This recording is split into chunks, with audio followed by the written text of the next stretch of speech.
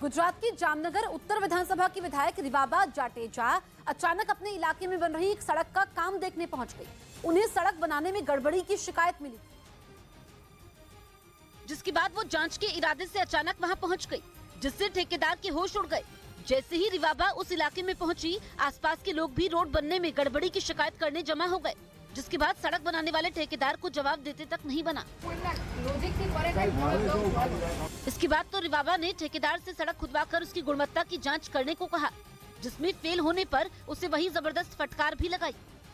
उधर पाकिस्तान में महंगाई से जूझ रही जनता को हिंदुस्तान की याद आ गई। वहां के लोग अपने नेताओं को खुलकर भ्रष्ट कह रहे हैं।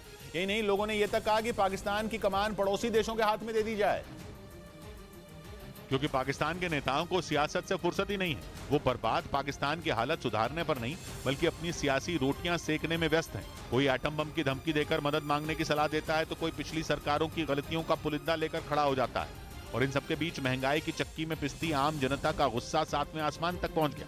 वो पड़ोसी देश हिंदुस्तान में लोगों की स्थिति को लालच भरी नजरों से देखने लगी। कुछ लोगों ने तो ये तक कह दिया कि वो मुसलमान खुशकिस्मत थे जो बंटवारे के समय पाकिस्तान नहीं आए। हिंदुस्तान के मुसलमान डेफिनेटली ये सोचते होंगे कि शुक्र है हम इस मुल्क के साथ नहीं मिल गए।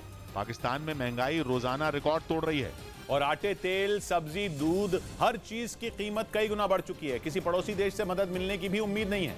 IMF भी शर्तों पर शर्तें लगाए जा रहा है, क्योंकि उसे पता है कि पाकिस्तान का खजाना खाली है और उसके पास लोन वापस करने का कोई रास्ता नहीं है।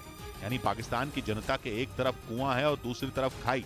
नतीजा ये हुआ कि पाकिस्तान के लोग खाना कम खा रहे हैं, नेताओं को कोस ज्यादा रहे हैं।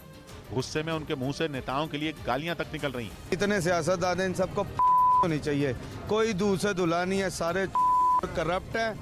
यानी पाकिस्तानी नेताओं की शराफत का नकाब वहां की जनता ही उतार रही है। उसे पता है कि पाकिस्तान का बेड़ा गर्क करने वाले उनके अपने नेता हैं, जिन्होंने खुद के आराम और कुर्सी के लिए तो सारी मेहनत की, लेकिन पाकिस्तान की तरक्की के लिए नहीं। नतीजा ये हुआ कि कोई देश पाकिस्तान में निवेश ही नहीं करना चाहता, जिसकी वजह से वहां रोजगार के अवसर जीरो के बराबर हो गए। और अब तो 2 वक्त की रोटी का जुगाड़ करना भी मुश्किल हो गया है। लेकिन ऐसे हालात में भी पाकिस्तान के नेता अपनी सियासत चमका रहे हैं। मरियम नवाज के एक दिन पहले आए बयान से तो लोग कुछ ज्यादा ही नाराज दिखे, क्योंकि अपने बयान में उन्होंने पाकिस्तान को मुश्किल से निकालने का रास्ता नहीं बताया, बल्कि इमरान खान को नीचा दिखाया। और इसी बात पर लोग भड़क गए।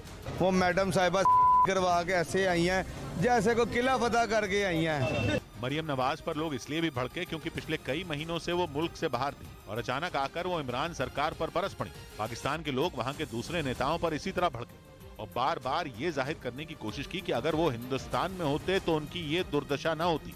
और वहां के लोगों की इस बदहाली की बड़ी वजह भी है। पाकिस्तान की आर्थिक हालत इतनी खराब हो गई कि महज 15 दिनों के बाद पाकिस्तान के वजूद पर ही खतरा है। इसीलिए वहां के प्रधानमंत्री शहबाज शरीफ ने इमरान खान जैसे कट्टर दुश्मन को मिलने के लिए बुला लिया। लेकिन ये मुलाकात तुरंत नहीं होगी, बल्कि इसके लिए 7 फरवरी का दिन तय हुआ है। न्यूज़ 18 इंडिया की web series FIR number 208 streaming now.